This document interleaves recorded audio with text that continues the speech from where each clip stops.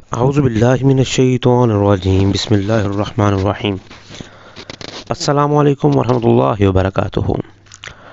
معزز سامعین کرام، آپ دیکھ رہے ہیں میرا یوٹیوب چینل، اور آج کی ہماری اس ویڈیو میں خاوند کی بد اخلاقی کے حل کے لیے بیویوں کے لیے ایک عمل بتایا جائے گا۔ وظیفہ شروع کرنے سے پہلے میری دو گزارشات یہ ہیں۔ شریعت کے احکامات کی پابندی آپ نے لازمی کرنی ہے۔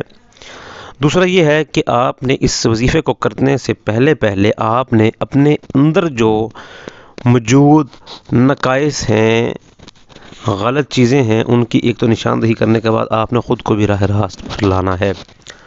اس کے بعد آپ نے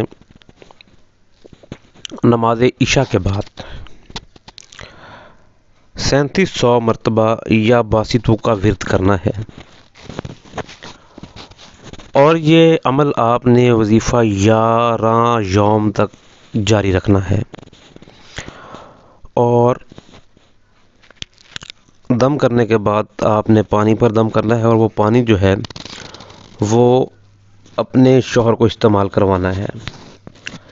اس سے انشاءاللہ تعالی العزیز خاوند کا جو مزاج ہے وہ درست ہوگا، اور اس میں بد اخلاقی کی جو نیت ہے وہ ختم ہو جائے گی۔